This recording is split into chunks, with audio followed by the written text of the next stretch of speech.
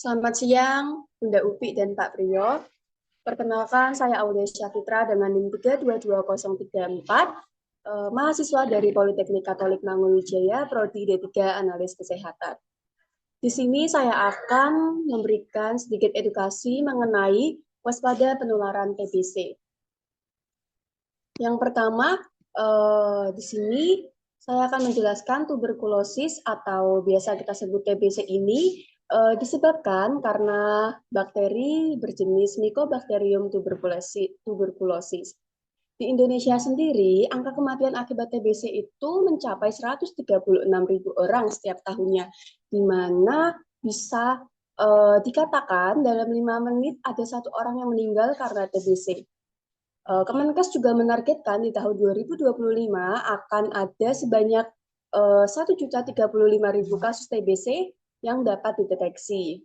Berikut di samping sebelah kiri terdapat bagan dari kasus tahun 2022 sampai 2024. Kemudian gejala TBC tersebut dapat dapat gejala TBC tersebut bisa berupa yang pertama berat badan turun secara drastis. Itu pasti dialami oleh orang yang TBC. Kemudian demam. Demam pada orang TBC itu juga bisa secara terus-menerus, namun juga ada yang kadang tidak mengalami demam juga. Kemudian badan terasa lemas. Badan terasa lemas itu pasti karena kebanyakan orang dengan TBC mengalami malnutrisi karena memang penurunan nafsu makan. Kemudian berkeringat pada malam hari. Kalau kita sebagai orang biasa yang tidak tertular TBC, malam hari itu kan waktunya untuk istirahat, tidak beraktivitas. Jadi malam itu seharusnya tidak ada keringat ya. Tapi dengan orang TBC, dia itu lebih cenderung berkeringat pada malam hari. Kemudian batuk lebih dari 2 minggu hingga batuk berdarah. Batuk lebih dari 2 minggu ini kebanyakan pasien dengan TBC itu biasanya cuek, jadinya batuk yang berkepanjangan menyebabkan batuknya itu mengeluarkan darah. Ada juga orang dengan TBC karena batuk itu kan sama aja kita mengejan.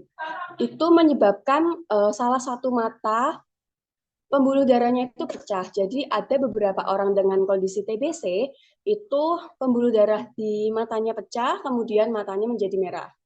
Kemudian sesak dan nyeri pada dada. Selanjutnya kita ke cara penularan TBC. Cara penularan TBC itu cukup gampang dan mudah karena memang bakteri Mycobacterium tuberculosis sendiri ini bersifat patogen, di mana dia bisa hidup beberapa saat di udara. Jadi penularan TBC ini melalui droplet batuk dan bersin. Karena memang kadang orang dengan TBC sendiri itu sukanya kurang menyadari kalau misalkan dia itu ada virus yang dapat menularkan orang lain gitu. Kemudian letak infeksinya sendiri, yang pertama itu ada di kelenjar, bisa di kelenjar getah bening. Yang kedua itu ada di saraf, sistem sarafnya manusia. Yang ketiga itu ada di tulang. Dan yang keempat itu yang paling sering itu terdapat di paru-paru. Kemudian cara mencegah penularan TBC itu gimana? Cara mencegah penularan TBC yang pertama itu melakukan vaksinasi BCG pada bayi. Jadi pada bayi yang berusia sekitar 3 bulan sampai 5 bulan gitu ya, itu harus diberikan vaksinasi BCG untuk mencegah penularan TBC. Karena biasanya pada bayi itu sistem imunnya masih rentan, jadi sangat berguna dan sangat efektif apabila penggunaan vaksinasi BCG ini dilakukan pada bayi. Yang kedua, menggunakan masker saat batuk dan flu.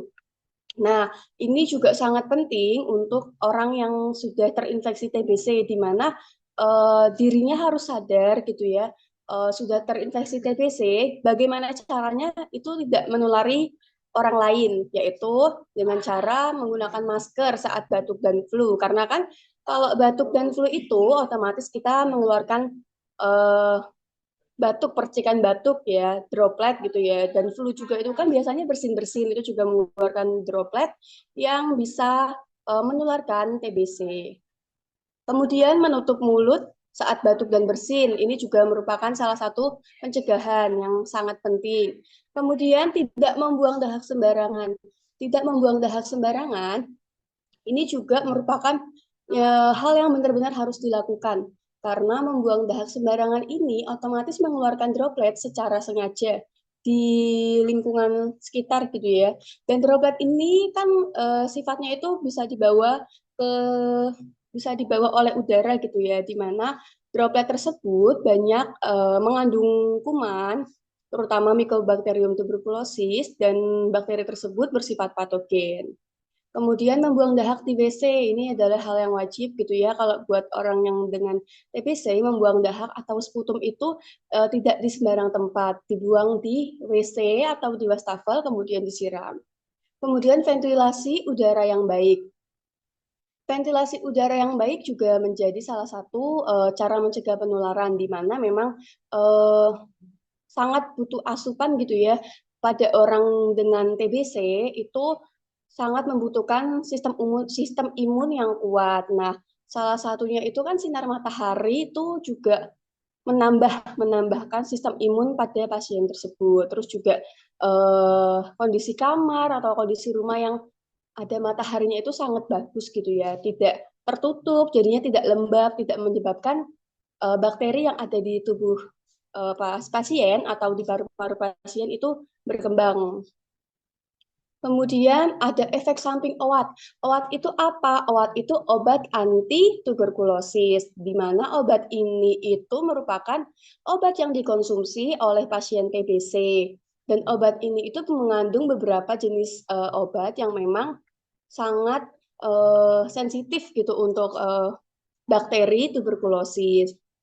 Salah satu jenis obatnya itu rifampicin yang berwarna merah gitu ya. Efek sampingnya itu ada beberapa. Yang pertama itu tidak nafsu makan.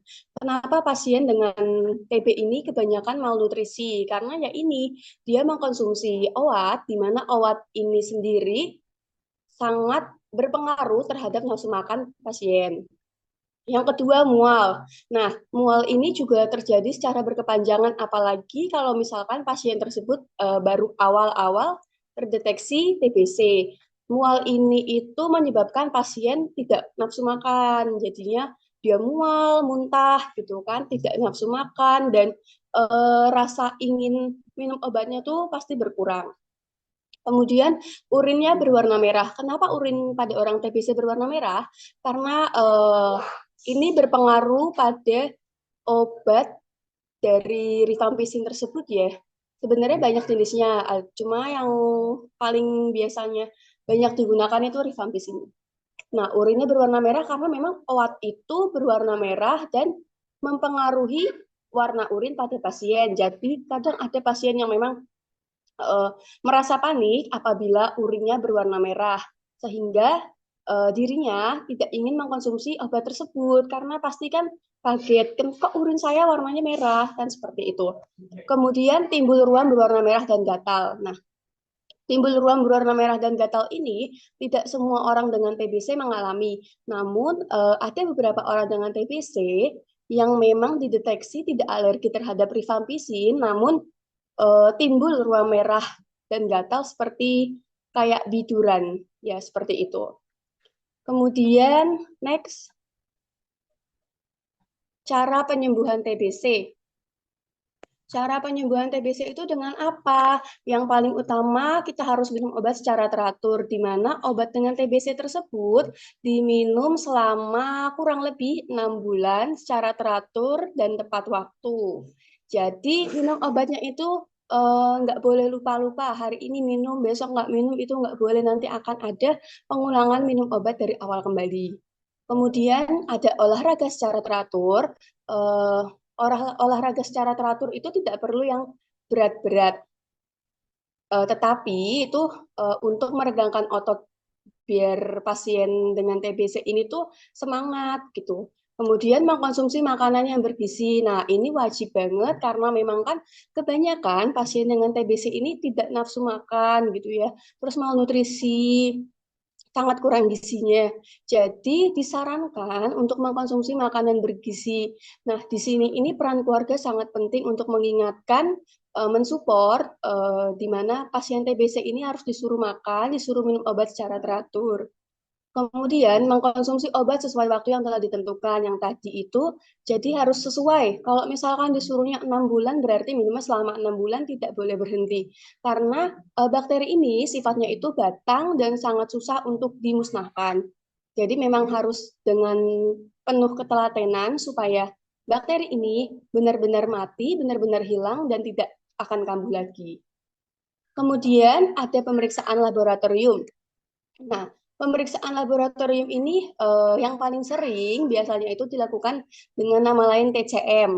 Nah, TCM ini sendiri juga hampir sama dengan pemeriksaan BTA metode Direct-Smear. Jadi pemeriksaan BTA ini bakteri tahan asam di mana dilakukan pewarnaan pada sputum pasien dengan TBC dan nanti dilakukan juga penghitungan dalam satu lapang pandang didapatkan bakteri tuberkulosis berapa banyak.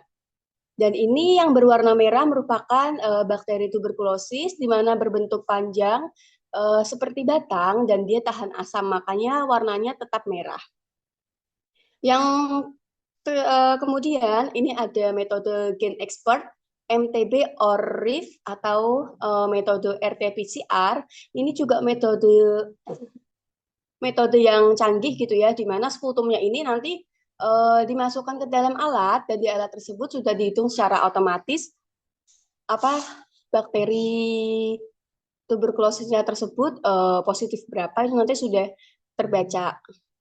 Oke, sekian presentasi dari saya. Eh, Kurang lebihnya seperti ini materi tuberkulosis. Mohon maaf apabila ada salah kata dan terima kasih. Selamat sore. Berulang Ra, apa wis pin ngono? Wis ngono wae, kesel aku.